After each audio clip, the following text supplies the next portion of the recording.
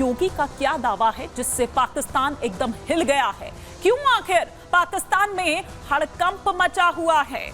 विभाजन विभीषिका दिवस आज यानी कि जिस पर योगी की दो टूक यहां पर साफ तौर पर सामने आई। जो 1947 में हुआ वो बांग्लादेश में हो रहा है, ये मुख्यमंत्री योगी आदित्यनाथ ने कहा। ये चेताया जो लोग सो रहे हैं अभी भी, उनको जगाने की कोशिश की। पाकिस्तान का विलय होगा भारत में या फिर पाकिस्तान समाप्त हो जाएगा। विभाजन की त्रासदी दोबारा नहीं होने देंगे, पूर्व में देख चुके हैं। 2047 तक हम सबसे बड़ी ताकत होंगे, ये मुख्यमंत्री योगी आदित्यनाथ ने कहा। और इसके अलावा क्या कुछ बड़ी बातें जो मुख्यमंत्री योगी आदित्यनाथ ने कही और पाकिस्तान पर जो तंज कसा, जो एक सीधा हमला बोला, वो आपको सुनवाते हैं। महर्षि अरविंद ने जो 1947 के पहले घोषणा की थी, आजादी की देश की विभाजन की त्रासदी आजादी के मिलने के बाद अक्सर उन्होंने इस बारे में अपनी चिंता व्यक्त भी की और उन्होंने इस बात को कहा था कि आध्यात्मिक जगत में पाकिस्तान कोई वास्तविकता नहीं है, या तो उसका भारत में विलय होगा या पाकिस्तान इतिहास से समाप्त होगा, हमेशा के लिए समाप्त होगा।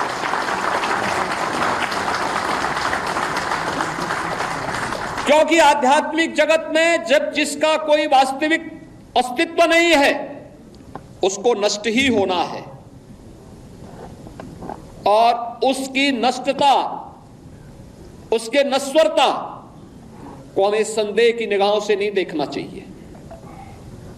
हमें मानना चाहिए ये होगा, लेकिन इसके लिए हमें भी तैयार होना होगा। तो भारत फिर से अखंड बनेगा, ये आज साफ तौर पर अपने संबोधन के दौरान मुख्यमंत्री योगी आदित्यनाथ ने कहा। एक सभा में वो थे, जो कार्यक्रम दरअसल आयोजित किया गया था आज यानी कि विभाजन स्मृति दिवस के इस मौके पर, और उनका जो योगदान है उसे याद किया जा रहा था। और इसके लिए इस मौके पर जो योगी सरकार की और पूरे आप देखिए पूरा मंत्रिमंडल है, सिर्फ मुख्यमंत्री वहां पर नहीं है, तमाम जो डेप्यूटी सीएम है, तमाम जो मंत्रिमंडल है वो उनका वहां पर पद यात्रा करता हुआ नजर आया इस विभाजन विभीषिका दिवस पर, उस स्मृति को याद करते हुए कि जो पूर्व में गलतियां हुई है वो दोहरानी नहीं है।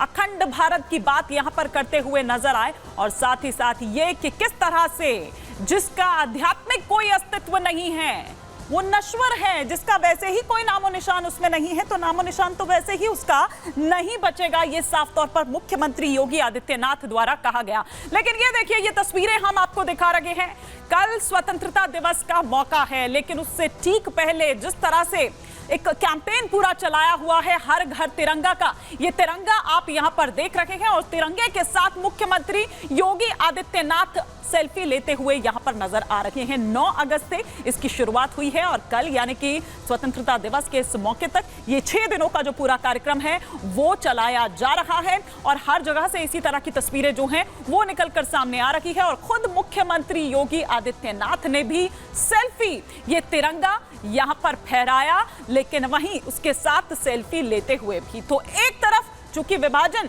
जो स्मृति दिवस है उस पर गुस्से में नजर आए, पाकिस्तान को चेताते हुए नजर आए, और वहीं दूसरी तरफ वो देश प्रेम को दिखाती तस्वीरें भी आप मुख्यमंत्री योगी आदित्यनाथ की देख रहे थे वहां सेल्फी लेते हुए। लेकिन आइए आपको बताते हैं बंटवारे का ये काला दिन, ये स्मृति दिवस जो है, विभाजन स्मृति दिवस 1947 में आजादी के बाद भारतवर्ष के 2 टुकड़े हो गए थे, हिंदुस्तान पाकिस्तान। 14 अगस्त को भारत और पाकिस्तान 2 हिस्सों में बंट गए थे। 14 अगस्त को पाकिस्तान को आप ये कह लीजिए कि वो आजाद हो गया था, पाकिस्तान अलग टुकड़े में बंट गया था, और इसीलिए आज वो अपना आजादी दिवस मनाता है। 14 अगस्त को ये हुआ जब भारत और पाकिस्तान 2 हिस्सों में बंट गए थे। नेक्स्ट चेंज हम करें प्लेट, तो एक भारत और दूसरा धर्म के आधार पर यानी कि पाकिस्तान बना था। एक भारत, हिंदू जो है वो यहां रह गए और जो मुस्लिम है वो चले गए दूसरी तरफ यानी कि पाकिस्तान, और इसी आधार पर दरअसल ये बंटवारा हुआ था। भारत को 2 हिस्सों में अंग्रेज अफसर सिरिल रेडक्लिफ ने बांटा था। वो तमाम बातें भी हम आगे आपको बता रहे हैं कि कर सिलसिलेवार तरीके से कि पाकिस्तान और भारत को अलग राष्ट्र किस तरह से घोषित कर दिया गया था। लेकिन 14 अगस्त 1947 को भारत के लिए बहुत ही ये एक बुरा दिन था। आप इसको इस तरह से समझिए कि अपना शरीर का एक अंग जो है, मतलब आधा, वो दो हिस्सों में बट गया है। तो आप ये सोचिए, दंगे, लूट, महिलाओं से अभद्रता और नरसंहार हुआ था। इस तरह की तस्वीरें जो हैं वो उस दिन निकलकर सामने आई थी।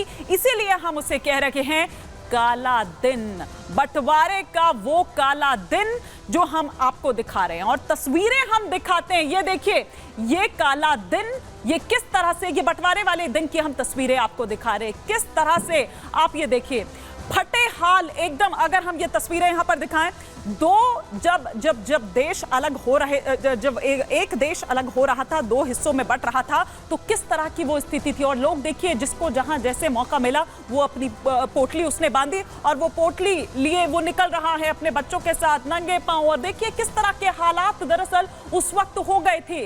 ये वो विभीषिका जिसे आज मुख्यमंत्री योगी आदित्यनाथ जब याद करते हैं तो गुस्से में होते हैं और वो ये कहते हैं कि ये काला दिन जो है वो दोबारा कभी नहीं आना चाहिए। लेकिन उसके लिए पूर्व में जो गलतियां हुई है वो भी नहीं दोहरानी होगी आपको। किस तरह से देश की कीमत उन्होंने रखी थी अपनी राजनीति चमकाने के लिए, अपनी राजनीति के लिए, लेकिन कीमत किसको चुकानी पड़ी? इन लोगों को, ये आम लोग जो यहां पर आप देख पा रहे हैं। और आइए अब हम आपको वो रेड क्लिफ जो हम यहां पर बात कर रहे हैं, उस रेड क्लिफ लाइन को भी हम यहां पर आपको समझाने की कोशिश करते हैं कि किस तरह से और किस आधार पर दरअसल जो वो बंटवारा हुआ था जिसका जिक्र हम यहां पर कर रहे थे। अब यहां पर हम आपको ग्राफिक्स के जरिए बताते हैं ये रेड क्लिफ लाइन जिसका बंटवारा हुआ। सिरिल रेडक्लिफ ने किया था ये बंटवारा।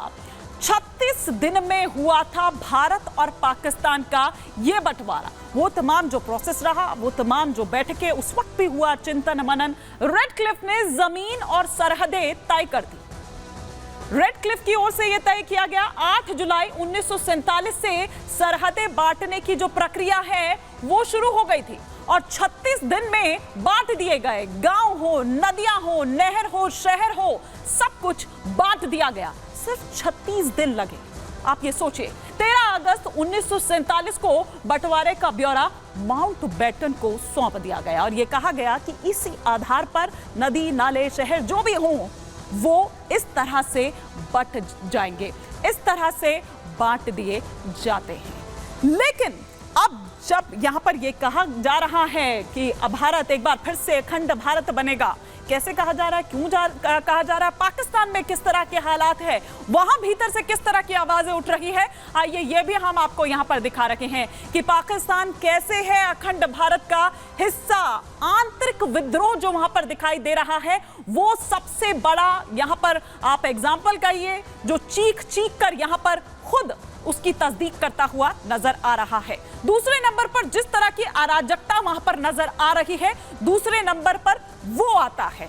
तीसरे नंबर पर क्या है, जिस तरह की राजनीतिक अस्थिरता जो है वो देखी हुई। आप देखिए कि सड़कों पर लोग यहां पर उतरे हुए हैं, किस तरह से पूर्व पीएम जो है मौजूदा पीएम को किस तरह से कह रहे हो और उस मौजूदा पीएम के लिए, उस सरकार के लिए लोगों में भी किस तरह का जो गुस्सा है वो देखने को मिल रहा है। कर्ज से किस तरह की बदहाली है ये भी आप देख रहे हैं कि पाकिस्तान कटोरा लेकर, और तब भी उसकी हालत आप देखिए कि क्या यहां पर है।